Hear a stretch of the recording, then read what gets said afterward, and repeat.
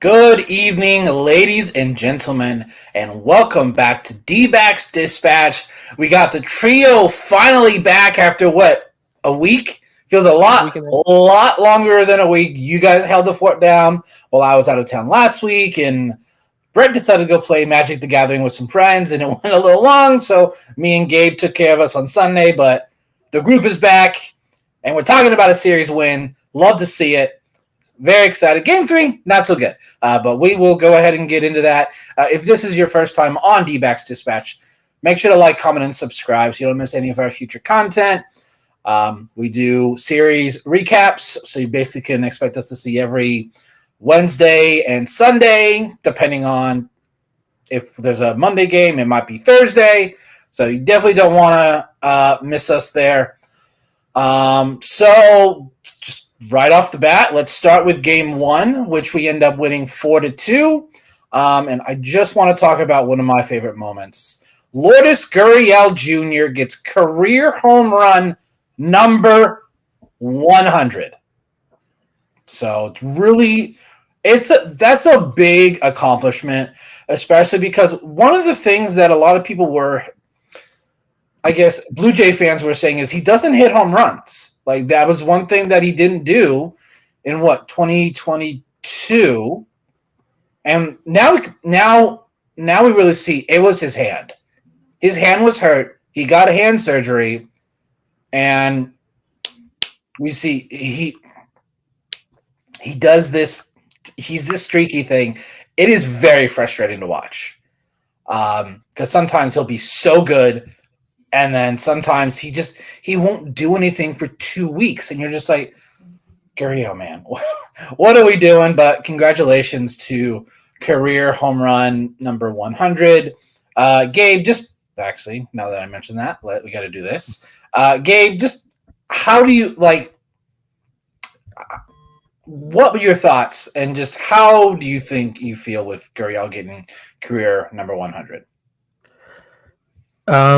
Any player would tell you that even getting one hit in the show is hard enough, but just the fact that he's able to get 100 home runs as a major leaguer is a great accomplishment because, like I said, some guys don't even get a shot in the show, and the fact that he's still there and still able to get 100, it's really impressive. It's a nice round number. So I'm happy, he's able to get that, and I hope he can go to 200 or whatever it is that he can get up to. So, just proud of him. Happy he was able to do that in a D-backs uniform. Yeah, Brett, how did it feel for you seeing that on Monday?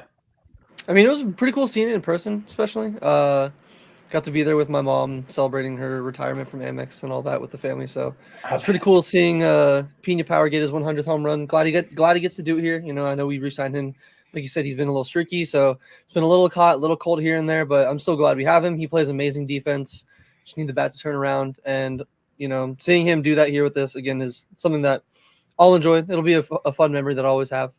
But yeah, I'm hoping that 100th will kind of like with Gino, what we were hoping with when he gets that milestone home run, maybe kind of kickstarts him a little bit. Like maybe he was thinking about it, but just it was good to see, man. Yeah. So I don't know if you guys know this. He's on a 5-game RBI streak. He's gotten an RBI in 5 straight games.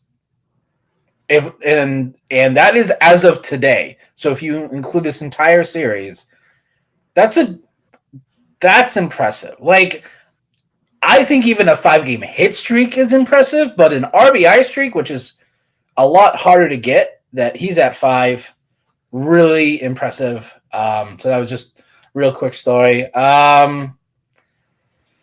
So as we saw, we're playing the Giants. Nick Ahmed is on the Giants. Former D-back. What's the word I want to use? Like, long-term. Like, he was here for a very long time. Defensively, phenomenal. He held it down for quite a long time. The D-backs offered to give him a NL championship ring when he came to visit. He declined. He said no. And for those of you that have been following this whole situation, Nick Ahmed is very hurt by the fact that he was cut in it was August or September because they brought up Jordan Lawler, and I can understand where he's coming from. He was on this team, like leading up to this, he was there. Like he went through the really shitty season of 2021. Like he was there. So I think he felt a little dismissed with how the team handled letting him go, and he's not acting professional, in my opinion. So, Gabe, what are your thoughts on this whole Nick Ahmed says, nah, I'm good. You don't need to give me a ring? I mean, it's kind of hurting himself, I think. Like, there's that saying about, like, being angry at somebody who, like, doesn't care. You're kind of, like, hurting yourself at that point because it's like giving poison. You're drinking poison, expecting the other person to be hurt about it. Like, I don't think about him at all at this point. I completely forgot he was on this team until he comes out with these quotes. But I mean, he is a legend here. I think when his career is over, he probably will get a welcome back party or whatever. Like he did win a few Gold Gloves. He was the cornerstone of this team. He was there during 2017. He was there during the bad years. So I can see it from his point of view why he's going to be hurt that he would just cut. But I mean, he didn't do himself any favors. He was batting like under the Mendoza line. Not just that year, but for like quite a few years. But at the same time, it's how he feels. And I've said it before, like the fact that he's saying stuff like this is kind of what I want. I want these players to show me their personalities. I don't want them to give me the whole spiel about, give it 110%. I wish him luck, blah, blah, blah. I'm like, we know they don't mean that. Like if the other, you're on one team, then they trade you, then you see him in the playoffs, you're not going to be like, I wish him luck. In your head, you're going to think, F these guys, F this team, like I'm going to destroy him. So I'm glad he's being outspoken about it.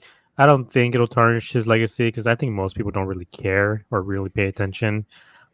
Just kind of us, people who are on the internet 24/7. People are going to forget tomorrow. Like people aren't this thing's going to be done. But Brett, when you look at his tenure with the Diamondbacks, do you think this whole situation is going to leave a sour taste in your mouth, or is it just going to be like, it is what it is? He was passionate about playing here, and he feels like he got slighted. I mean, it's a little tough for me personally. I'm kind of like I'm literally 50-50. I do agree. I totally understand why he might be slighted. He did give blood, sweat, and tears for this team, especially through some of those dark years when this team was just not performing and was just not good. But then it also kind of comes to my mind is like, if he was still here through all those dark years, isn't that kind of a sign like, hey, you're not really good enough to be traded? Like these other teams don't really want you. Like, again, I really appreciate everything that Nick Ahmed did for us. Like he was that, like, if the ball was hit to short, like, kind of like now, like it took us a while to adjust to even Perdomo last year. Like some plays where we're just by nature see a ball hit the short and we're like, oh, that's an easy, that's gonna be made. That's an easy play, and it's not made. So we're like confused. We're thrown off a little bit. So Nick did provide a lot of good things and a lot of good memories for this team, and I was thankful for that. But at the same time, like you said, looking at his tenure here, it got to the point where this team, where they were last year, when they had to cut him, like you said, Gabe, he really wasn't doing himself any favors. In his entire tenure as an Arizona Diamondback, he never once posted an OPS plus over 100. He wasn't even league average as a hitter. He had constant OPSs in general of like 5, 6s, like he was in the 700s for a few years, but his batting average never got over 270. He was at 266 in 2020, and we're not going to count 2020 because that doesn't, like, it's Mickey Mouse season for every 60 games. It doesn't count. Like, it doesn't count. Like, I'm sorry. Like, in 2021, he hit 221, 283, 39. 2022 slugged a little bit more, as we, talked about before, with like what we thought, oh, hey, if you can hit lefties, at least do that, like he was doing. But it's just, I'm sorry, like if he couldn't see the writing on the wall, and again, I can understand the seniority or whatever, he brought to this team and all that. I totally get that. And I totally, like I said, I appreciate everything he did. But for him to not see the writing on the wall, and for him to, like he made those comments before about, oh, I couldn't watch a single part of this team, like in the playoffs, and like now turning down the ring, like this could be just a how I'm feeling right now. Like you said, Gabe, if he comes back in a few years and we're there for the game, or I'm there for the game personally, maybe I stand up and giving him a standing ovation. But if he would have been there playing last night or on Monday after that news that came out and I was there, I would have, fully honest, I would have booed him. I'm like, you're going to make the comments about the World Series, whatever. I know it hurts, yada, yada, yada. But like, then to turn down the ring because you're like, if that season and that team and everything and that clubhouse meant that much to you and you're going to turn it down, like, cool. Like, I like you guys said, I love when players at least speak their mind, show their true colors, just like AJ Pollock did, just like David Peralta did. Don't be fake. Let me know who you are as a person, like Nick Ahmed did. It's still going to be one of those. I appreciate the memories, but to me personally, he's kind of burned a bridge at this point. Like, I don't really respect him. Like, he seems like he's whining. He's the salty ex that just like won't let go. And again, I get it. But at the same time, like, if he's going to be this salty after not seeing the writing on the wall after he performed for this team, especially with like the only good thing, maybe not only, but the main thing he was here and the main reason why we even kept him on this team and didn't trade him was because of his Gold Glove defense and his arm. And yes, I know he had surgery and he had issues, so that's part of the reason why he didn't have that arm when he was still here. Yes, I will fully understand that. But I'm sorry, this is a Major League Ball club that was at the time, especially, and still is fighting to win baseball games. This isn't the 2018 or 2019, 2020, 2021 Diamondbacks. Like this was a different team. Like, if you could not see that writing on the wall, Nick, I'm sorry, but I'm not going to listen to your sympathy. I'm not going to give you any pity. Like, you want to be salty? Okay, cool. Burn the bridge. I don't care anymore. Like, I hope you do well. I don't wish any injury on you. I want you to have a healthy career. If he bounces back for the Giants, cool, good for him. But if he doesn't, I don't care. Like, I'm not going to give it, again, as of right now, I'm not giving him any kind of standing ovation. Yeah, I kind of want to say real quick, sorry, that you're talking about like being blindsided. Maybe he felt he was blindsided. I can only think about like what Lovello said at the beginning of the spring, which was that Perdomo, that's the shortstop is his spot, like not even letting Lawler try out for it, basically. I'm wondering if during the season, Torey being Torey kind of just made him told him like, this is your spot, you're our guy and everything, which Torey does all the time. And I wonder if maybe, Nick bought into that, which I mean, he should. He's a major leaguer. Torey's a very convincing person. So if Torey was hyping him up saying like, you're our guy, we want you out there, blah, blah, blah. So when maybe the time came when they did cut him, like if he found out on Twitter or something like that, which sometimes happens, unfortunately. I don't know the specifics, and we probably will never know the specifics. But if it's stuff like that, then I can maybe see why there's some animosity. But as of right now, since we don't know the specific, seems like he's whining a little bit, just being a little vindictive about it. Like, they paid him more than he kind of deserved a little bit when he was here. He got his Gold Gloves. For the most part, he is beloved here, despite the bad and everything. But he was a cornerstone guy. But this is a new leaf. This is a new team. He was the last one, I believe, from that 2017 team. Oh, Marte. But this is a new team. These are the new baby backs. They're not the old D-backs. Yeah, and I completely agree with what Brett said. Like, when he was hitting 220, 230, but he was playing Gold Glove caliber defense, he wasn't doing that last year. I also feel like near the end of last year, if we didn't have a shot at the play, like if we were like 6 or 7 games out, like September 1st out of the final wild card, I could see them just kind of going through the end of the season and then letting him go. But I'm wondering if, like what Gabe said, maybe Torey, maybe 6 weeks prior said, this job is yours. We don't feel Domo's ready. But as Famatic 28, I don't think this team makes them. I don't think this team makes the postseason if Nick is getting consistent at bats. I think if it's more Perdomo playing along with Nick Ahmed, maybe. But Domo does things that don't show up in a box score. Like, he might get a ground out or a fly out, but he'll have an 8-9 pitch at bat. And that is something that will not show up in a box score. But it can have long-lasting effects on that starting pitcher for the rest of the game. So that's just stuff just things that Perdomo does that you won't really see unless you watch the entire game. And you're like, you could go back. That at bat right there is what allowed this team, because they'd have their start only go maybe 5, even a third instead of 6. That is the difference between a potential win and loss. So I think tomorrow, no one's going to care about this story. The only reason this is a story is because they were here. But he wasn't even on the active roster. He's injured with a wrist sprain. Yeah. I'm not going to lie, until I looked into our Google Doc and saw it on the notes. And, obviously you can hear the passion. I'm a very passionate person, and I remember how I was feeling on Monday. But until I was reminded of it, I genuinely forgot. It's like, like Gabe said, new team, new leaf. It's a nothing burger. It doesn't really matter. Yeah, so we'll go ahead and move on from the Nick Ahmed story, I guess. Ryne Nelson started game 1. And when I saw that, I'm like, oh, it's a home start. This is not going to be very good. The man goes 7 2/3. Where is it? I pulled up the box. Yeah, 7 2/3. Yeah, 7 2/3. 6 hits. Now, he only had 1 K, but he goes and he throws, 80 pitches in 7 2/3. It was a lot of quick counts, a lot of 1-1, 0-1, maybe 1-0 counts. This is weird because Ryne Nelson to me is very Jekyll and Hyde.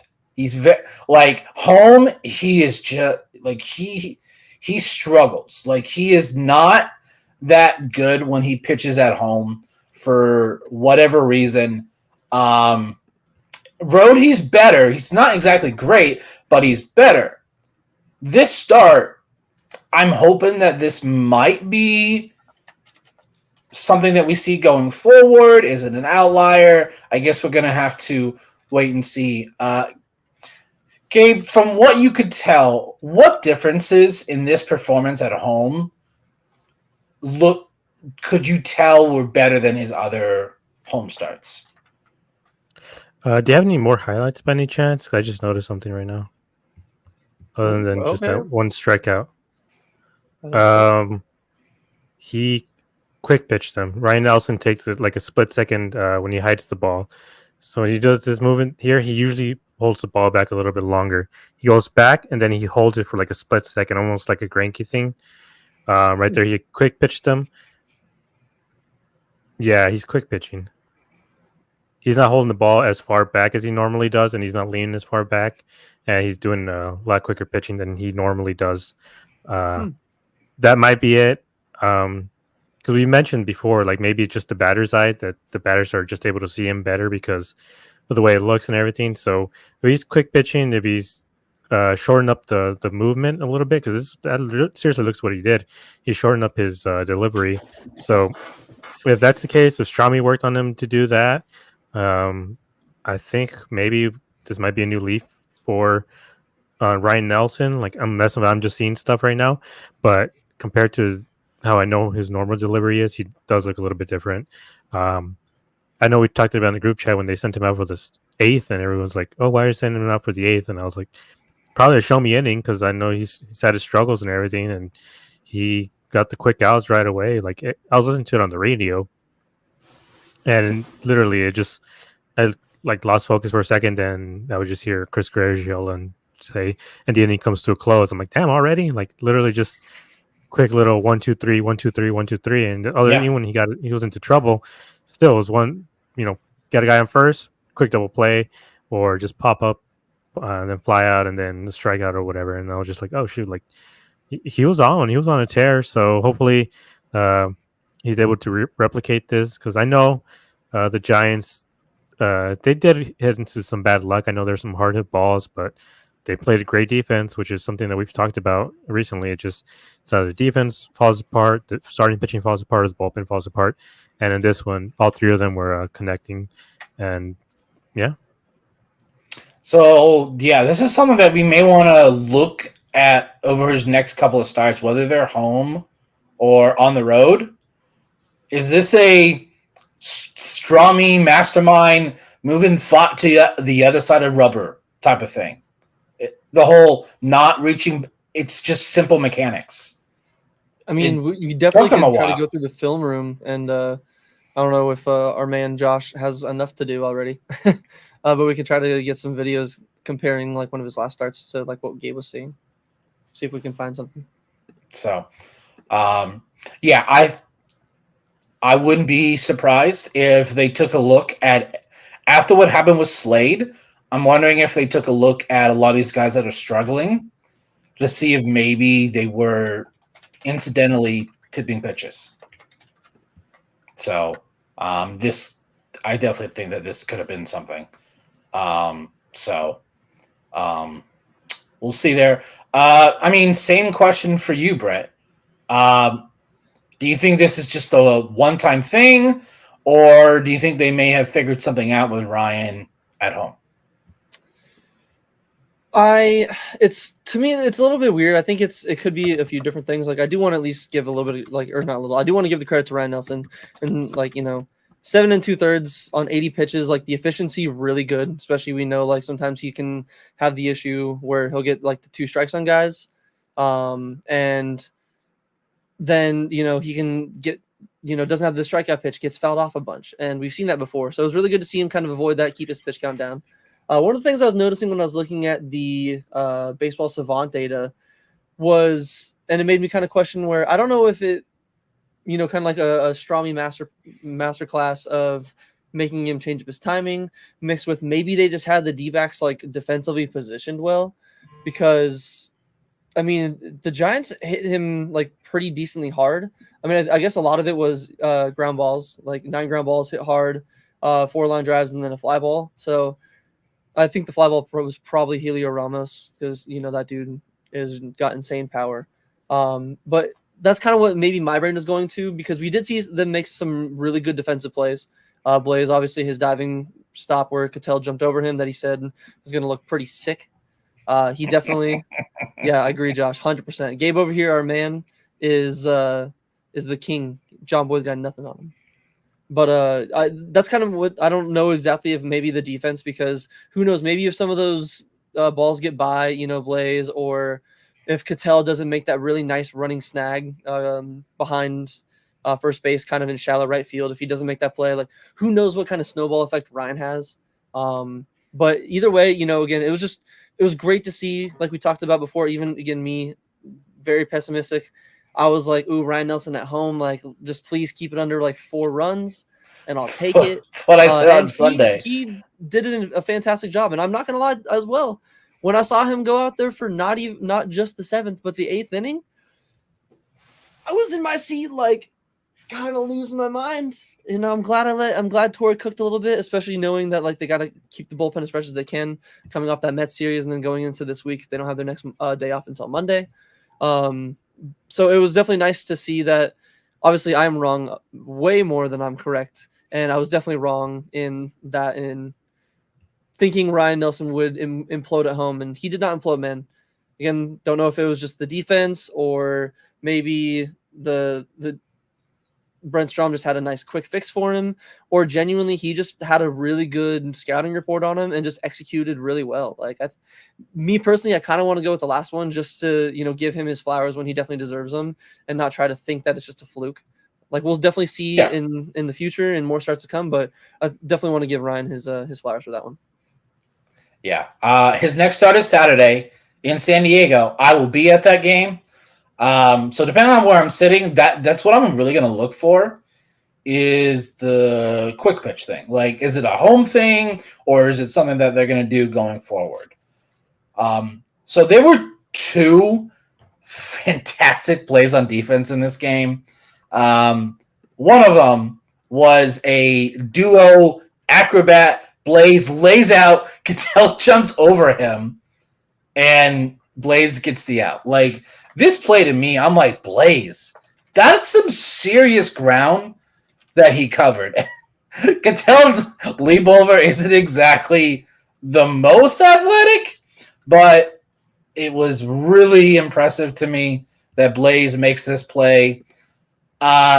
Christian Walker's like, nah, man, my play is better. This play is the reason we won this game. I get Pavin was the one that actually solidified it, but if Christian doesn't make this play, I think the bottom of the ninth goes a whole lot different. Like this play, like he gets up, and the fact that he tags Soler on the shoulder as he's stepping on the base, I was like, all right, just give Christian Walker the Gold Glove at first base. Just do it for the third year in a row, because that play right there was he bailed out Gino. Gino made a bad throw. Like that. Gino's done a lot of bad things, but we'll get into that one. Yeah. So obviously, what I'm getting into, that tag kept the game tied at 2 going into the ninth. And I know our lovely friend here, Ethan, is in the chat. He says, "Give my boy Pavin his flowers." And I'm gonna have to. Pavin hits a walk-off home run to the home run portion, deep center. That is not an easy home run to hit. He had 1 home run coming into this game. He hit 2 in this series. So congratulations to Pavin. I mean, it's a center cut fastball. So that's something that you do want him to see, and look at him celebrating at home plate.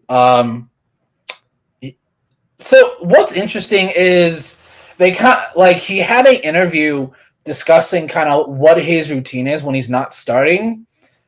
He goes into the cage inside the clubhouse in like the 5th, 6th inning and just takes some swings just so they can kind of get back in the field if he's called up for a pinch hit.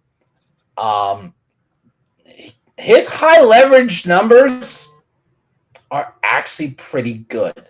Yes, Ethan, I said it. Pavin Smith is decent in high leverage situation. I never thought I'd say that.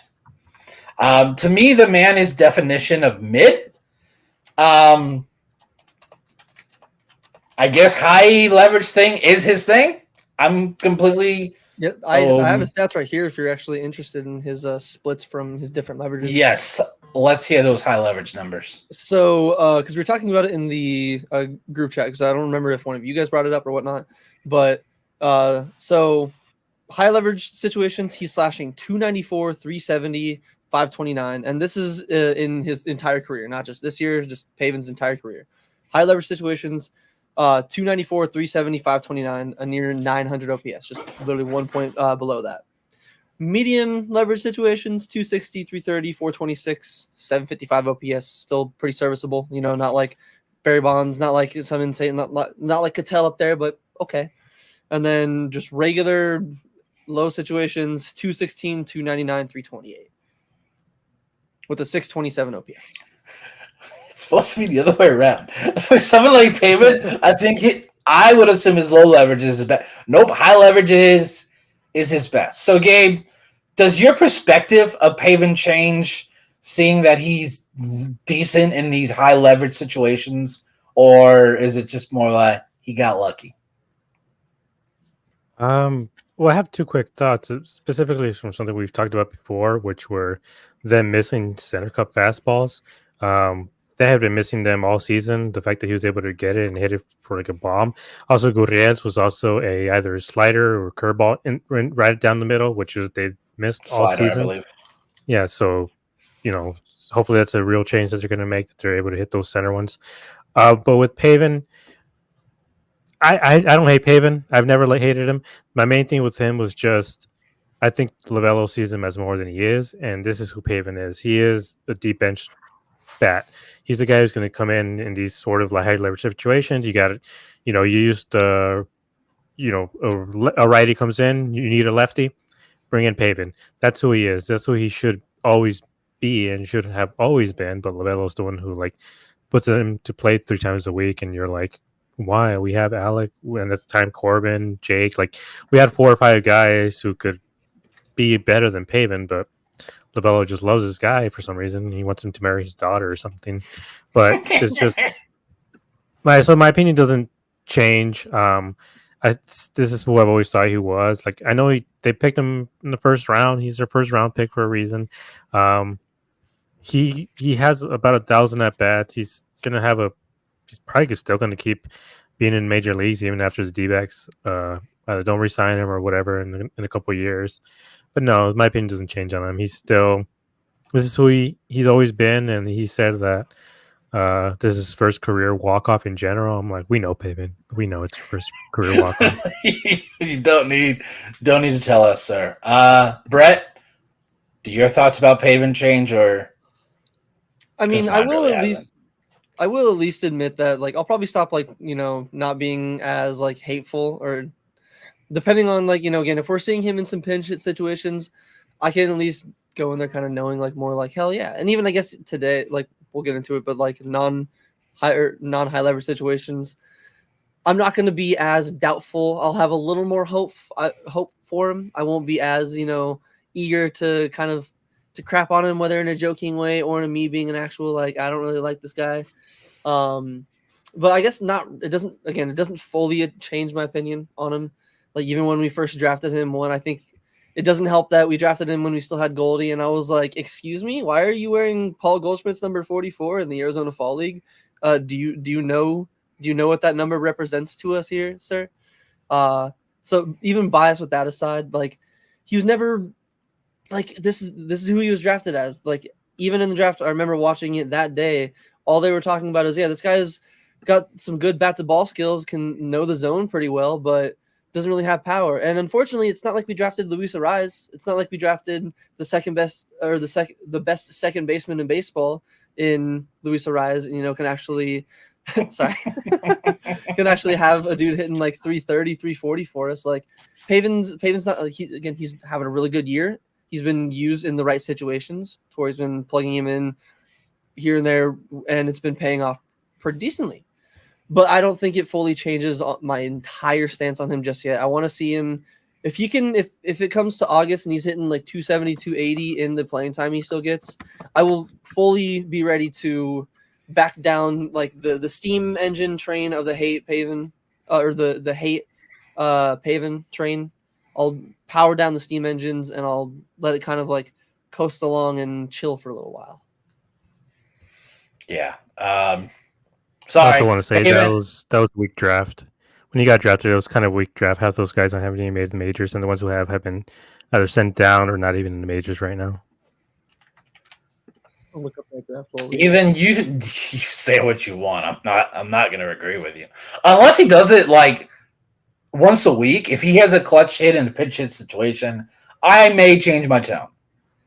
But I am happy that he hit this home run because we ended up winning. So we ended up winning the series. So moving on here to game number 2, which we ended up winning 8-5. Blaze had a fantastic game, 3 for 4. Marte also won 3 for 4. So offense has been the last 4 games. Offense has been really good since literally Saturday against the Mets.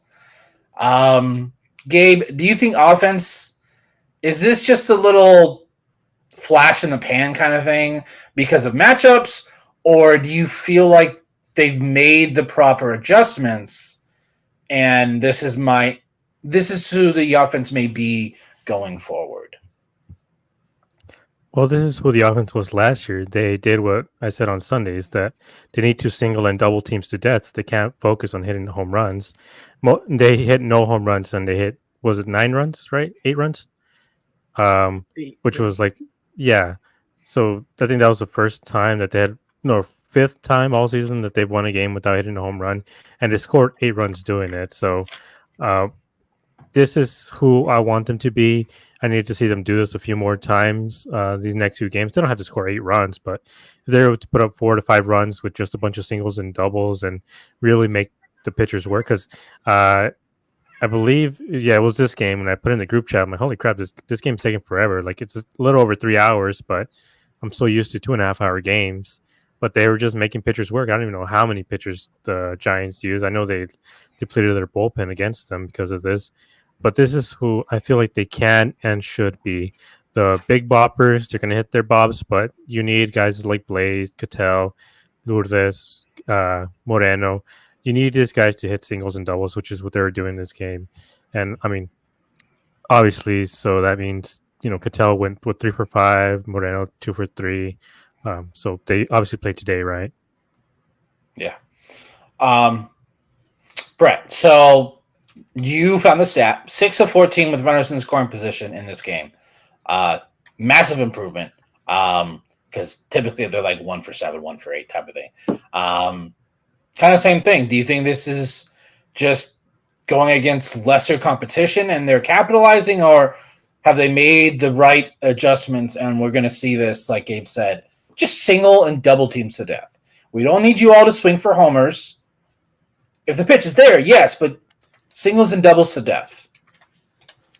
Yeah, I mean, I definitely agree. It's a great sign to see them turn around.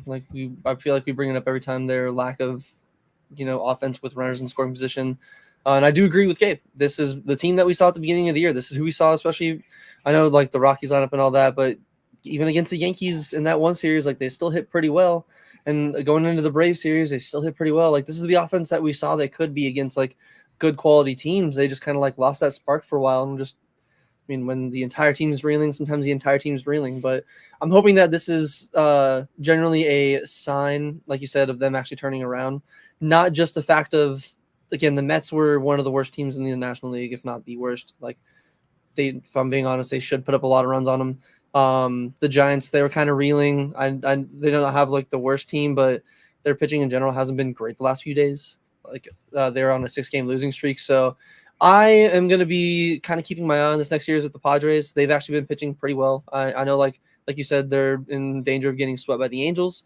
But in general, I think in the last like 10 to 12 games that I looked at, there's only like 1 or 2 games where they gave up more than like 4 runs. So definitely going to be interested to see if they can continue this trend. But either way, it's just great to see them actually have, like you said, consistency, whether it's, like even the going from the game that they lost against the Mets on Friday. Yeah. Up until now, like you said, they've been pretty consistent, not just the last 4. Like, they've actually been kind of showing up. So it's definitely very nice to see. And I'm going to be keeping my eye a little bit closer on them and hoping that those runners in scoring position numbers can stay consistent and stay kind of at that 6 for 14, 4 for 7, 5 for 11, almost like 500 numbers. Yeah. For me, I just need to see progress. Like 500, yeah, it's not. But if we go like a 2 for 7, I'm okay with that. Because in terms of baseball, 286 is a good number. Like 286 is not bad. Obviously, you want to see better. I think it also depends on the actual, let's say 2 for 7, depends on the 2 hits. Because, we could even see sometimes where runners on second and third, or first and second, base hit into one of the, left field or right field, it's just hit too hard for the runner to actually score. Yeah. To where, that it looks like they got a hit with runners in scoring position, but nothing, they didn't actually score any runs. So that's when, if they do go 2 for 7, I at least want it to be, each one of those hits brought in 2-3 runs, or at least just more than one. I can't let it be or see just 1 runs or no runs coming from hits with scoring in position, or hits with runners in scoring position. Yeah, so we'll have to wait and see. Blake Walston started this game. It wasn't the best. He went 4 1/3, 2 hits, 4 walks. He threw 88 pitches in 4 1/3. 41 were balls. The pitching staff combined, just the Diamondbacks, by the way, 14 3-2 counts. That's not good. We were very, Yeah, stinker, definitely for sure. Now Wolfson hadn't pitched in almost a week and a half, 8 days. That's a very long time for a young starting pitcher. Do we put this struggle on just the time in between his starts, or were the Giants just a little bit more patient here, and that's where they were able to succeed? Gabe? Probably a combination of both, and I say that because of Bomo's reaction after the game. He was pissed. He was really pissed off, saying that they weren't doing their job, and he did bring up a good point, which is what we're talking about right now. But that for the full counts, he said that they had each of the relievers and starter on the ropes, and yeah, they did. In every inning, it seemed like they had two guys on, and it was just could have gotten away from them like real quick, but they were able to get out of the inning. So it could have just been the preparation. They could have really scouted these guys, because even J-Mart, I don't think was perfect either. So yeah, I just think that they prepared really well. They just weren't able to execute. So because of that, maybe it might have been a little bit of luck on the D-backs part, but also some just the Giants not executing when they should have. So I think it's both. I think like you can't make a guy rest for 8 days. We've seen it with Gallen. He rests too long. These guys are creatures of habits. They have their own routine ready to go. And if you're telling them like, oh yeah, instead of 5 days, you're gonna take an extra 3 days, and we're gonna make you just warm up instead. Like, you can't really do that to these guys too often. Expect them to succeed in these situations. Like we've seen when they move guys up and down from the bullpen to a starter, like they lose a routine. So I like I said, I think it's a combination of both. I think the Giants were very well prepared. They just didn't execute, and Blake just had too much time off in between starts. So he was slated to start Saturday, but due to the Gallen injury, they decided to bring up Slade for that, because that was his scheduled day, and then Sunday was Fott's scheduled day. It was a domino effect there for Wilson, so I just think it didn't work out for him. To be honest, that for me, that was probably the big reason for his struggle, was just too long in between. But Brett, what were your thoughts? Yeah, I think both of you guys just basically took the thoughts right out of my brain. I think that's just too long of a time to go between pitching. Like you can do as many bullpens as you want. You can try to do, live BP with your own team in like a scrimmage style setting as you want, but it's still really hard to replicate that like in-game feel, like especially like with no like fans in the stands. Like I know whether it's a home or away team, I didn't play at a high level, but whether even in the high school when just parents were in the stands, it was nerve-wracking. Like you can't fully replicate that in a practice setting. So I think the 8-something days off definitely had the biggest factor. But I do at least want to give the Giants some credit. Like I think they were just really patient at the plate, and even like this entire series, it looked like they were really patient. Like I don't think the D-backs got many strikeouts on them. Just in general as an entire staff, like it didn't seem like the Giants really swung and missed much. Like the D-backs just had some pretty good defense, like I was talking about in game 1.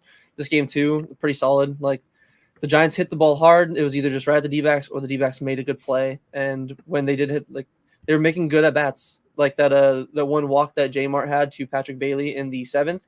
Even that one, good to see from J-Mart. It wasn't like he was wild, but Bailey was laying off some tough pitches. Like the Giants hitters have a really good eye at the plate all around, it feels like. And I just think it was one of those nights where thankfully the offense showed up, because there was many times that we saw where like, Walston was kind of walking on the tightrope with the bases loaded, being able to work out without getting any damage allowed. The D-backs pitching staff executed well. That's why the Giants didn't score, obviously, but it's still one of those where, they were this close. They were this close. Yeah. So the score was 8-2 in the 8th, and then Mike, you scrim. Yeah, Mike, Stremski. you scrim. I can't even say his name. Yes, Listen to what Brett said. Stremski.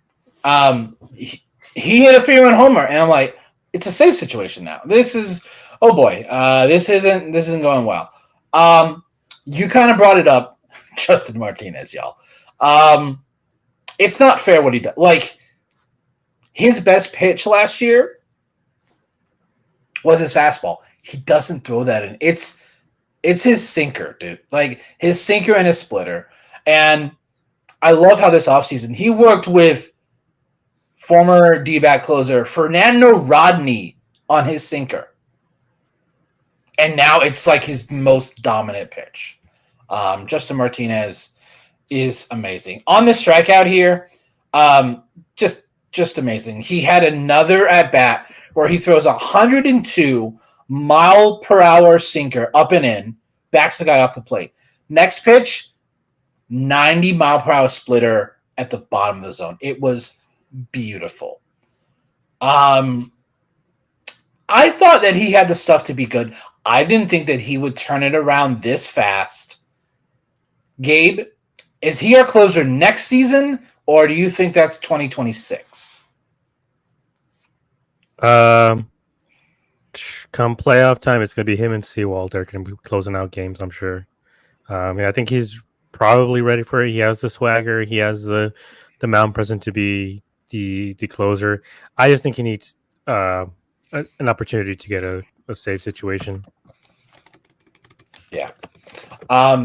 And I don't know if you guys have noticed this. The last week, Ginkle's been the first guy out of the pen. And it's been Justin Martinez has been more of the high leverage stuff along with Thompson. And I think he's earned that. Because the fact is, he's 2-0 with a, wait for it, y'all, 0.42 ERA. That's half a run in 21 2/3. His walk's a little high. Walks is a little high in only 21 innings. He has 13 walks, but he's 26 strikeouts. He's striking out those guys. He hasn't given up a run in over 30 days. And that's the only run he's given up the entire season. Yes, only one. He hasn't given up a run in 15 2/3. 21 Ks in that span, y'all. A lot of people compared him to Frias. I think he's better because he has that out pitch. 100%. He has 3. His fastball, his sinker, and his splitter. And they're all triple digits. Good luck. Brett, you like to bring up J-Mart whenever you can because it's well-deserved. Is he our closer this year, next year, or 2026? I mean, I feel like kind of like what Gabe said, where at least he's going to probably be closing games for us by the end of the season come playoff time. But with Paul Sewald being a free agent after this year, I'm not saying that we don't bring him back. But when we got a guy like Justin Martinez in the bullpen and again, I know it's 15 innings, still somewhat of a shorter sample size, but it's starting to get to be not really a short sample size. Like, relief pitchers don't really go like 100, 120 innings. So, like, starting to be pretty decent, idea of what we're going to be seeing from him. And at this rate, I 100% think yes. Like, I know, like you said, I do like to bring it up as much as I can. Back in like 2022, I was a J-Mart believer, like on Twitter, like, even being like, you're going to be our closer. I was even calling it back then. I was like, 2025 future closer. And he's like, hey, we'll see you there. And it's like, damn right. He called it. He believed in himself. He's here. And he's just one of those kind of repertoires. And like you said, that swagger on the mound, like I've brought it before, like even Ginkle last year in the playoffs, you kind of have a little bit of something, like a little bit of some kind of wire loose, in your noggin up there. And I think J-Mart has that in a good way. And now that he's figured out, I don't need to just throw hard by guys. If I can throw hard with movement, like learning the sinker from Fernando Rodney, there's no reason why he's like hasn't earned already, obviously again with Sewald. I'm not saying he needs to take Sewald's spot. Sewald's doing very good this year. He's still our closer. But come next year, once it's opening day, Justin Martinez, in my opinion, 100% should be our closer, like without a doubt in my mind. Yeah, I just love watching him pitch. And he has this little swagger thing. And we saw it after he struck out Bailey. Like, he kind of used his hand like his hand was on fire because he's throwing so fast. So, yeah, J-Mart, and the thing is, he's not just a 3-out guy. We saw it last week when Gallen went down on Friday. He went 3 innings, and that was huge. Yeah. So he's also as a starter and moved into a bullpen pitcher, so that might be why. Kind of like how Jordan Hicks. Yeah. So he's definitely stretched out. So let's just move on to the last game, which kind of hurt to watch. We end up losing 9-3, started by Jordan Montgomery. Are we worried about Jordan Montgomery? It's not just his last 2 starts. He's been very inconsistent lately, but his last 2 starts were at 6 innings pitched, 17 hits, 14 runs, 6 walks, and 5 Ks in only 6 innings. Should we be worried, or is it more of we can't afford to be worried because our pitching right now, he's all we have? He's our second best right now because Gallen's hurt. But from what it looks like, Gallen should only be out for the 15 days. Because what Tori said is out of all the starting pitchers that are hurt right now, he's the one that's slated to come back first, which makes sense because his injury is not as bad as the other 2. But Gabe, are you worried about Montgomery, or is this the whole not having spring training thing? Is this I think we've seen it now. It is a thing. Yeah, I think it's lacking spring training. He had maybe 10 innings or something like that during his, I don't know, his warm up to the season or something like that. Most guys have 30 innings and they put in a lot of work. He truly had no time to work out with anybody. He was here for 2 weeks or something, right? When they got him, then it's about 2 weeks, and then he was up in the big leagues. We've seen even with Blake Snell, it's hard. It's hard to just go from not facing any true live at bats to just being thrown, into the wolves like that. I don't know why it surprises anybody. We saw this happen a few years ago when Boris did the same thing. You had certain guys hold out, and then when the season started, they just really struggled to get anything going. And then a lot of them blamed it, even at the time. They blamed it on the fact that they got no spring training. So with J-Mont, I'm not willing to throw in the towel just yet. I know a lot of people are. I think he needs to go to Reno to figure out whatever it is. Maybe just give him a few starts down there. But the issue is he has to agree to that, and I don't know if he will, because he's not a rookie. He's a free agent. He has seniority. So at this point, if they want to send him down, he has to be completely, in favor of being sent down. I don't know if he's willing to do that. Like we just saw with Eovaldi didn't want to get sent down after an injury, so he pitched and then he got hurt again. A lot of these older veteran types, a lot of them don't want to go down to the AAA because they have to ride the bus. They have to stay in those facilities. They have to do, they have to live the life of a minor leaguer for a few days, and a lot of them don't want to go through that again. So I don't know if he will do that. I'm hoping he does, just for his sake and our sake, because these starts were just ugly. Not just inconsistency, but just the fact that not even making the games competitive. We were out of this game by the second inning, and we can't have that. We can't have a guy do that. We got rid of 2 guys who were just as bad as him last year. So he makes his next start, we're on the hook for another $20 million for him for next year. So they got to make their minds up fast about what they're going to do with him. I know his velo is up a little bit. There's just certain issues with the sinker or whatever it is. It's not as elite as it was. So, like I said, I think they need to give him time in Reno, figure things out, work on the shape of his pitches, maybe get Brent Strom to actually be able to work with him properly. Because once the season starts, it's not the same. You're not going through a spring training regimen like he is. So hopefully they can get him back on the horse and so he can figure things out, because we don't want another Bumgarner situation.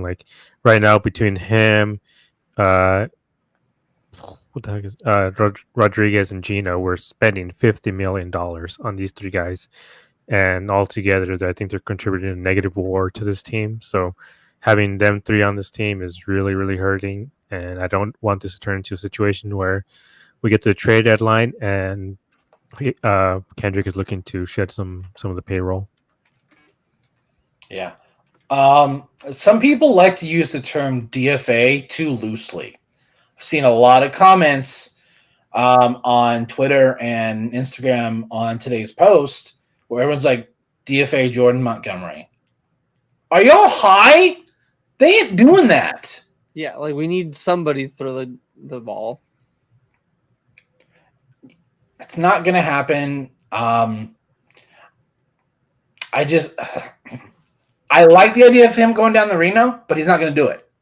Like Gabe said, like he's just not going to go down. So hopefully Strong can figure something out in their bullpen sessions. Whether it's his sink, like, is it as simple as getting his sinker to work?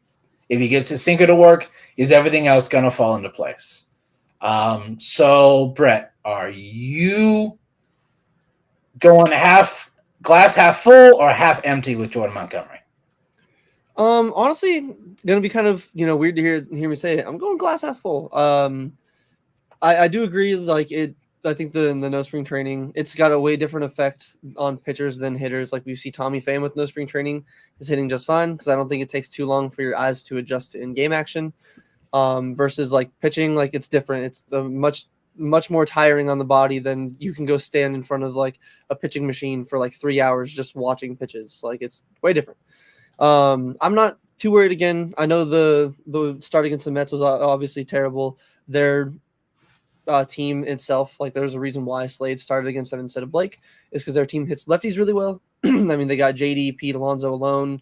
Vientos, their young third baseman that they called up, has been mashing really well.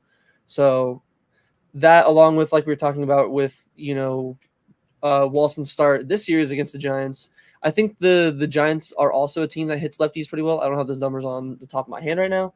I can try to find those and filter them after this, so I'm not trying to type and talk. But I think they might just be a better team against lefties, along with their play discipline and pitch selection. Could have factored into just Monty even said it in his post-game interview. It's like I just stunk. I just sucked. Whatever verbiage he used, I think it could have been just a mixture of all three of them. I mean, he had 37 balls to 24 strikes. He just wasn't in the zone. And it's not like he wasn't just barely missing. He had a lot of and don't get me wrong, like the umpire on both sides of the game was just god awful. Does not help when you should be getting called strikes and you're not. So like that drastically affects the account for every single batter. Does not matter what pitcher it is, what batter it is. It's always going to be vastly different.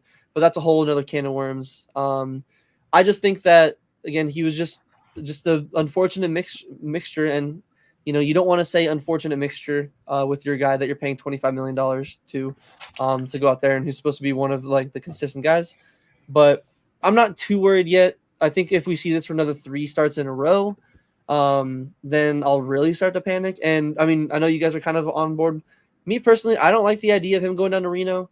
I think if anything, because again, he's going to say no. So to me, there's no point in bringing it up. I think what you can do at least is maybe try to skip a start. Depending on let's say whoever he's lined up to face next, I believe he's going to be. Yeah, he's not going to be facing the Padres with Gallen out. I don't see that happening. And that's where either option I don't see him going with, whether it's going down to Reno or skipping a start. But I feel like it's one of those where I don't know. I'm not too worried about it, and I also do want to bring it up. Because like I said, I'll admit when I'm eating crow and I'll take my L's. A few weeks ago, I think it was after the Dodgers start, Jared Carrabis was posting definitely a troll post and was just kind of just poking fun, not actually being serious, but had a box score of Jordan Montgomery and basically being like, "Man, glad that we dodged this guy's contract." And I was kind of responded, "Oh, Jared, just being a box score watcher, shocker, yada yada." And he even called me. I was like, "No, I'm not taking this." Well. Literally today I'm sitting at work and I see Wilmer Flores hit that grand slam and I'm like, oh no. And I just look over my phone and I just see, and again, that was from a month ago, that conversation I had with him on Twitter. I just see Jared Carabas liked, and it was my tweet basically being like, "Oh, he's just a box score watcher. He doesn't know what he's talking about. Jordan Montgomery's going to be good." And I was just like, I was wrong. He had that bookmark, dude. Oh, he had that bookmarked. Yeah, and again, that's where I thought that was funny. I had to bring it up because again, when I'm wrong, I want to admit when I'm wrong. I thought that was very funny. That's a little bit egotistical that he saves stuff like that. I would let's be fully realistic. Like I would do that shit too. I'm gonna be fully honest. That's just some internet he's just a troll. He does that. He does that all the time to everybody. He did to Alex Agostino too. I probably have some bookmarks about people talking about Brandon Pfaadt, and that I would go back and look at. It's just one of the nice things about bookmarks. But I guess anyway, weird tangent over, tying it back into, I am definitely not worried about Monty at the moment. I'm still kind of more glass half full. I want to see a few more starts against him. Again, just because a team crushes lefties does not, excuse him of sucking if he does continue to. You're a major leaguer, your job is to get major leaguers out. You're paid $25 million to do it. Lefty righty, figure it out. But I think he will personally, and I don't think we need to, like you said, DFA him. That's no, it's not happening. It's just not happening. Yeah, let's eat $25 million, everybody. Yeah, no, thank you.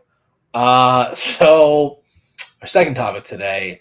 Today's lineup was a shit show. Real fucking bad. Tori, I understand that you want to get your main guy some rest.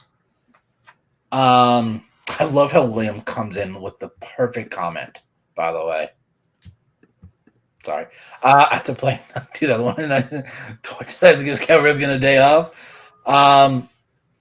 Tori, I understand you want to give Marte and Walker days off along with Gabby. I don't think all of them on the same day was the smartest idea, especially when the last 3 days, Marte's hitting 600. He is on fire right now. You need to ride that. It didn't work out very well. Now I'm fine with having guys sit. I don't have a problem with it. Doing that. Pavin got his second home run in the series. So coming into the series, he had one. He had two total in this series. So congratulations to Pavin. Yes, Ethan, I said congratulations to Pavin. Gabe, obviously you probably don't agree with sitting your two best players, your two potential all-stars, which make sure you go ahead and vote for the fellas, by the way. That did start today. Fan voting started today. Would you have done this, or would you have just picked one? Maybe Walker because Marte's playing so well. Yeah, this is actually something that happened a few weeks ago. It was the same thing. I think Cattell was on his hitting streak, and Blaze, I think, was also blazing it up. And Gabby, I think, but we had a similar situation where we had three guys on fire, and Tori. Gabby hit his first home run, and the next day there we go. That's what it was. Yeah, that's what it was. He had three guys, and we're all like, I mean, like I said, I get it. And then the Tori, just on the radio last week was like, we're gonna ride the hot streaks, we're gonna ride the hot guys, and make sure that we're not sitting guys and blah blah blah. And suddenly he comes out and he's like, "Oh yeah, by the way, our best hitters right now, all three of them are gonna rest today." And I'm like, because you wrote it down on the calendar last year that you're gonna give all three of them a rest. What is this? And I know they said, "Oh, available off the bench or whatever." Give one of the guys a day off. That's fine. I know we have a 4-game series against the Padres. We played 13 games in 13 days, I believe, something like that. I get it. I know these guys need to rest. Give Walker a day off, maybe just Walker. But just maybe in Gabby, same thing. I mean, he was on fire. It was just I wouldn't want to give him a day off. But being a day game after a night game, I can understand maybe giving Gabby a day off too. But you can't have, three of these of the best hitters on this team sitting down all at the same time. Pick one of these guys. we currently don't have the depth, and our offense is struggling as it is, and he sits down all three of them, and it's like it might have not made a difference anyways, just because of how this game went. But maybe it could have. They had a whole bunch of runners. We were what 1-12 or whatever the hell it was. The runners in scoring position. We had runners on base every inning, over and over again. It wasn't just for a lack of hits and walks. We had guys on base, and we have certain guys who are just sticking up the joint and they're just striking out or popping up or doing whatever. And it's like Cattell could have had that.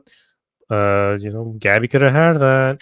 Or Walker could have had that. I mean, they all got pinch hits to them, but it's because we were down like 9-3. Yeah. So, Brett, you are muted.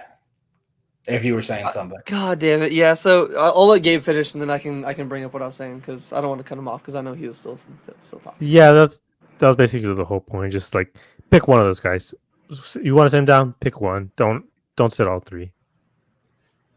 Yeah, like I fully agree. Again, players need days off. I'm not saying they don't. I believe there's somebody that even replied to like one of the memes that Josh made. Again, a lot of the memes we make. They're like, wait, someone did have 4 hits. We're not actually calling out like Tori. We're not actually like we're just trying to make some funny jokes. Like we're trying to laugh together through sometimes some of the rough moments in the season. That's what it was. But again, if you're gonna give guys days off like this, again, I get it. Not this many of your key guys in the lineup at once. This is when you do it, Tori. Is when he's 0 for 22. Exactly. Like not like 6 for 13. There's times to do it, and just it feels like Tori's just benching like the wrong guys at the wrong time. Like bench Gino more. Like he benched Gino this weekend when Blaze was hot. Look what Blaze did. Blaze was, like we said, Blaze was blazing. We'll get to that in a minute. But if you're gonna bench those 3 guys for a day off, and your plan is to just let them probably have their day off, why the fuck are you pinch hitting for them?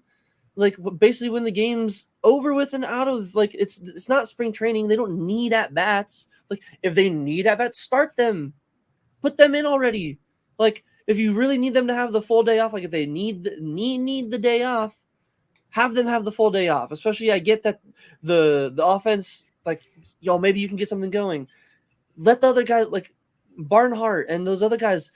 Maybe the reason why they're not hitting well is because they're not getting as many at bats. Let them have the extra at bat or 2. Who knows? Again, it might be the same result that obviously the game ended with, but what's the point of basically second guessing yourself in the 7th or 8th inning when it's like there's already, like Gabe said, there's already plenty of opportunities in the game with runners in scoring position that I would have 100% rather had Cattell up there instead of Lourdes after what was Corbin and then Jock or whoever the lineup was at the top today. I think it was Corbin, Jock, Lourdes. Like I would have much rather had like Cattell in there or even Christian Walker because he's been having Carroll, Blaze, Jock, and then Carroll, Blaze. Okay, yeah. So I would have rather had like Walker or Cattell like in the 4 or 5 hole or 3, 4, 5. Like I don't know, man. It just sometimes it confuses me. It's like if you're putting them in, I get if you're gonna put them in when the bases are loaded in like that situation, like. I don't know. There's some times where it baffles me where it's like, what's the point of sitting them if you're just going to put them in anyway? Like it feels like we're punting games away. It's like we're putting in a lineup where it's like, oh, it's a getaway day. We don't need to worry about it. Like if we lose, we lose. It's whatever. It's like, that's not the right mindset. And that's not the right vibe. I feel like you want to be kind of giving out to your team and just like in general, like, again, I know you want to believe in your guys. You want to give them their shot and their opportunity. That's what this sport is about. You got to balance it. It's a 162-game season. Like I said before, I know guys need days off, but just not that many of your key guys when your team itself offensively has been struggling and some of them finally start to pick it up and put it together and you just cool them off again. Like, how do you expect the team to stay consistent if you can't actually let them get consistent? Yeah. I think he should have, to be honest, my pick would have been sit Gabby because it's a day game after a night game and want to make sure that Gabby is fully ready in like August and September. I'm fine with Tucker getting 2 starts a week, which is what 100%. It really has been lately I'm fine with because I don't want to wear Gabby out. And I probably would have sat Walker just because of how hot Cattell has been. I feel you keep riding that until he goes over, and then the next day, that's when you sit him. So, but if we want to talk about who's been on fire, y'all, Blaze Alexander has been blazing for sure. Gabe made some really good photos with Blaze yesterday. You got to go ahead and go to our Twitter to see those. Those are some really good ones.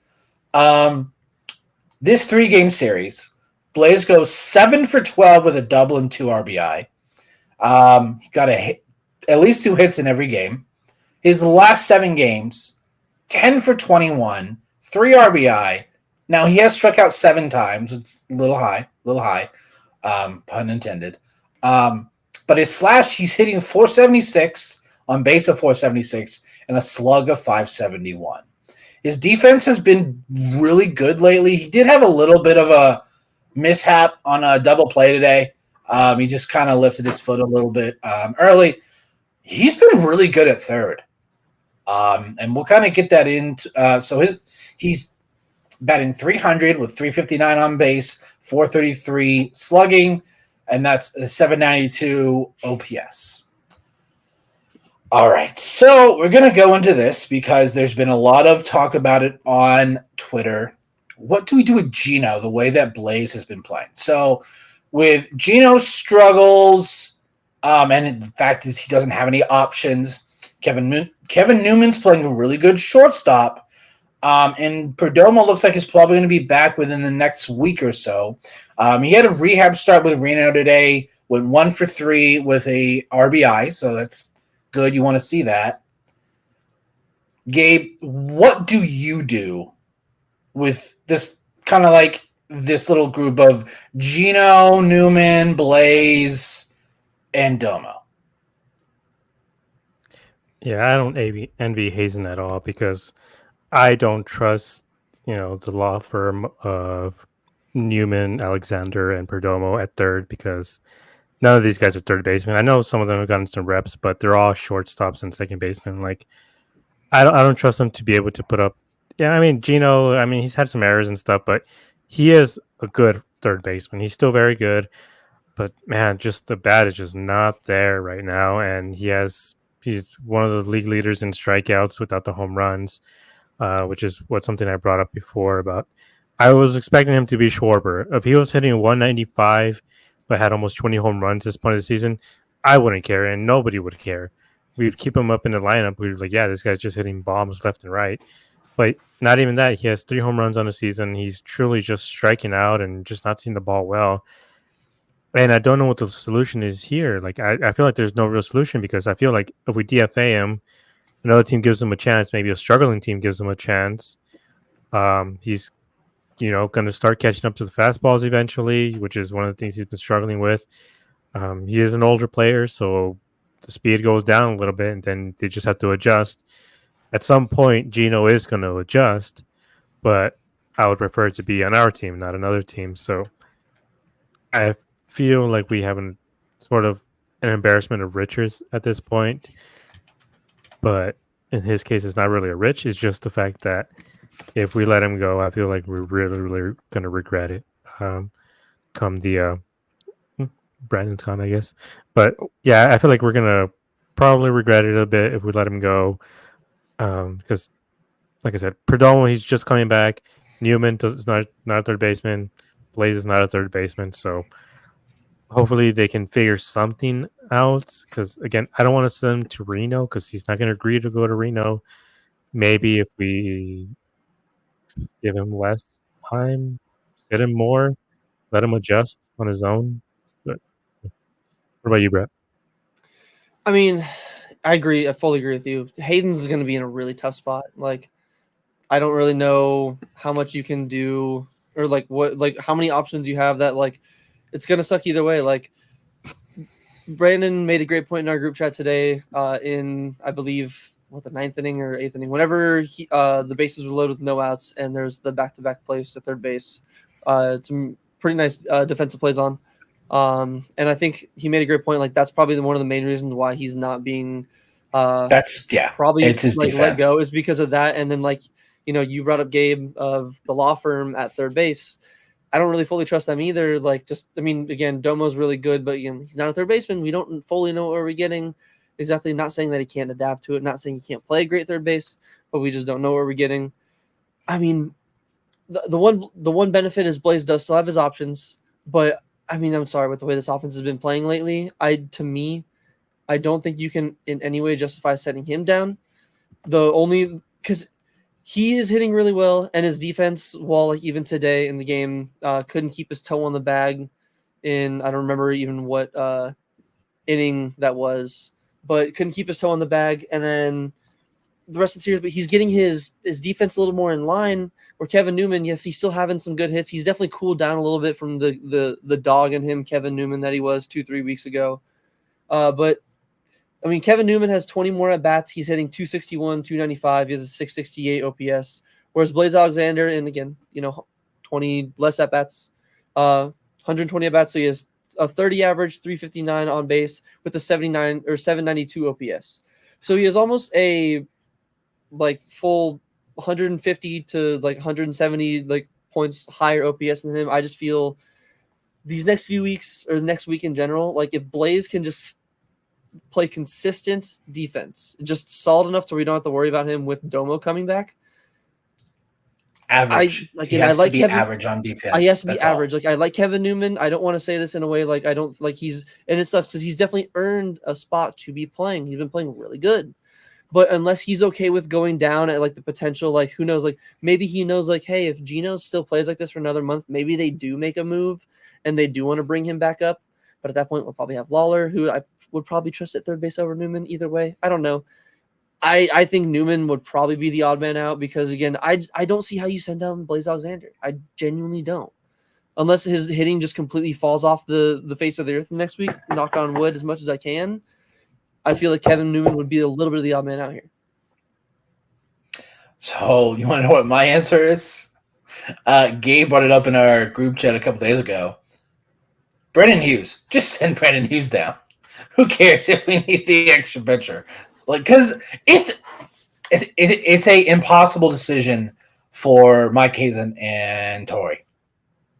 It's just whatever decision you make, the fan base is not going to like it. Because there's going to be some who's like, why are you keeping up Geno? He's hitting 205 with 3 homers and 220 at-bats. Blaze, you'll put at shortstop, and there are some plays where he doesn't make, but he makes him at third and second. And yeah, and as Brett brought up, Kevin Newman's OPS isn't that great, but he's playing really good defense. And they said Domo's job is shortstop, so we know it's going to be his when he comes back. This is going to be a hard decision. I will be okay with whatever they decide. Whether that's sending down Blaze, whether that's sending down Newman, because I don't think they're going to DFA Geno. It's just not going to happen, y'all. I would love with them. It's hey, Brennan Hughes, bye. You're going back down to Reno. I don't think they do that either because of all the starting pitching injuries that we have. We need another long man out of I feel like we need 2, which is Logan Allen and Brandon Hughes. So that is a sell the team. Okay, no. So asked me that 2 years ago, I would agree with you. Yes. Actually, you would have said that this time last year. I would have agreed with you. So, like I said, Domo had his rehab start in Reno today. Went 1 for 3 with an RBI. Looks like Jordan Lawler is getting ready to do some rehab games too. So hopefully he's not too far away. But we did have another depressing story about the Diamondbacks this week. Andrew Saalfrank, who was one of our solid arms out of the pen in our postseason run last year, has been suspended for 1 year due to gambling on game. And it wasn't even this year. Wasn't even last year. It was back in 2021. He was injured at the time. Now, none of the bets were when he was actively playing. He did 29 total bets. 28 were on Major League games. He did a parlay on a college baseball game. This was from October 2021 to March of 2022. But he did bet on 4 Diamondback games. And I feel like that's the big one that probably maybe had it not been, maybe they would have been more lenient. This is back when he was in low A Visalia. He bet a total of $445. Only 18% of his bets hit. He's going to cost himself a lot of money not being able to get paid for a whole year. So, Gabe, what are your thoughts on this Andrew Selfring story? I mean, if betting on your boys is a crime, then just arrest me, man. Like, no, but seriously, I think they should pay minor leaguers more because those $400 probably was his entire salary for that month. But I don't know. It sucks. It sucks that this had to happen. The issue is that once you become a major leaguer, you do sign a contract that tells you that you're not allowed to gamble. With this being the punishment, suspension has been going on for the last 100 years since the White Sox scandal. So everyone talking about P. Rose, why isn't he in the Hall of Fame? Because he signed a contract that said if he gets caught gambling on games, he's going to get suspended, and he also loses eligibility for the Hall of Fame. And he also, in order to not go to jail, he signed that agreement anyway. So F that guy. But Saul Frank, this sucks. It hurts. It sucks that he gets. Oh, we lose Gabe. Brandon, I can't hear you either. Oh, that's because I was muted. There we go. Okay, yeah, you're unmuted. I think we lost Gabe for a second. Yeah, here, I'll boot him out here real quick. So yeah, I guess what are your thoughts on the Saul Frank? I mean, it's definitely very unfortunate. I do agree with Gabe. I think it sucks even more because that was probably his last amount of like money in the minor leagues, especially if the timeline looking back on here. I think that was before. They did the whole rework with the minor league pay, so minor leaguers didn't get paid, like they didn't get that increase. I mean, he knew what he was getting into. It was in the contract when he signed up for it. It's not like a boohoo sob story. But to me, it's just a little bit funny, especially like he wasn't betting on any games he was actively participating in. He was being pretty responsible. Like he wasn't throwing any like insane. He did bet on Diamondback games, and that I agree. Again, if he didn't, if you take out those 4 Diamondback games, like that's where I'm like, you take out those 4. This is the prime person the MLB wants to bet. This is the person that they want to use when they go to DraftKings and use code MLB for their, matching up of a deposit or the first whatever fucking amount that they use. Like with how much they push gambling, like, and again, I know it's just the way it is now. Like, it's just to me a little hypocritical seeing some of like I get if this is the written down already, like you agreed of like handshake agreed upon punishment. I get it, but I don't think it's wrong to say that kind of punishment, like the length, like it shouldn't be just like, cut and dry. Like, oh, he bet on he bet on the D-backs games. I think you could probably knock it down a little bit, in my opinion. Like, I don't know. Like, it's just a little bit weird that betting on 4 games like that gets you, especially when the MLB promotes gambling, but you could get tested positive for steroids and you only lose half a season.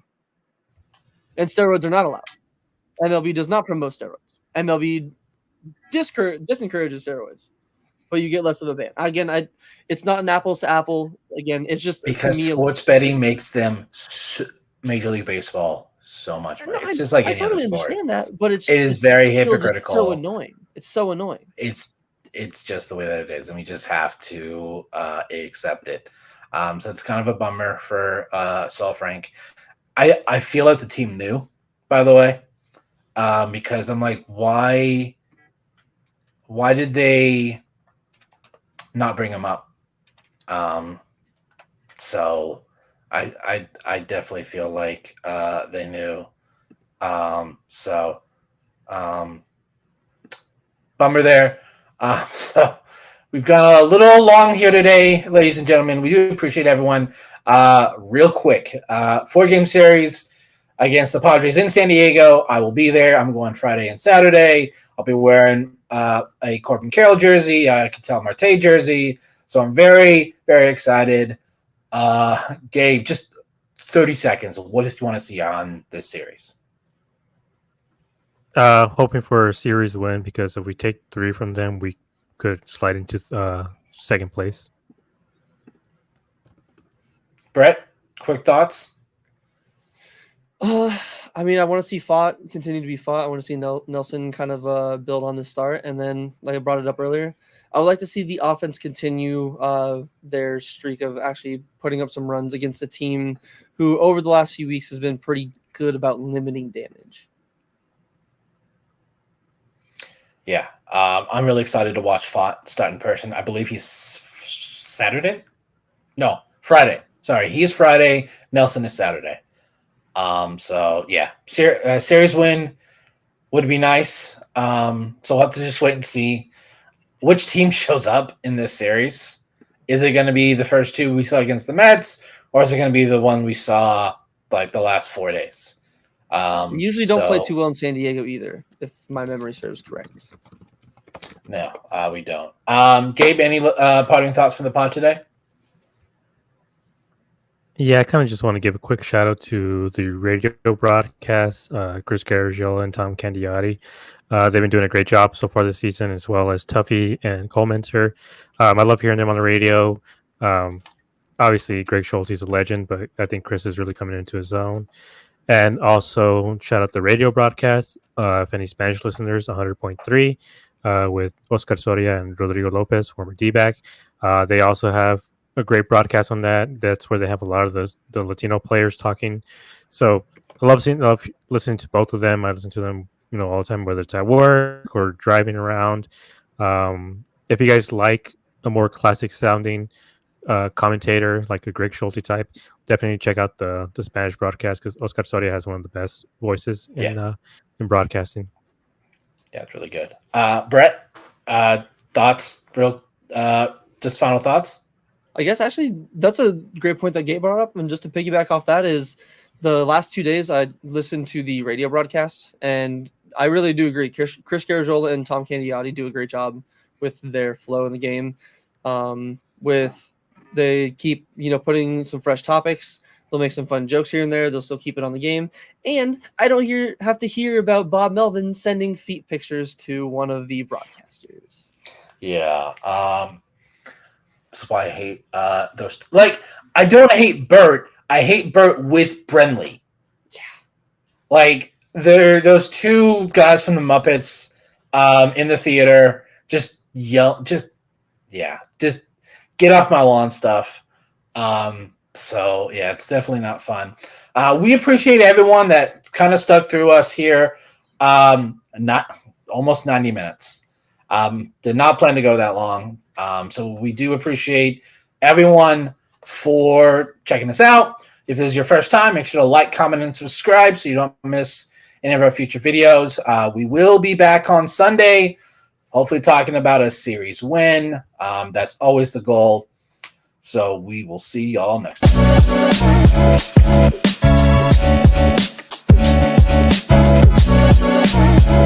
time.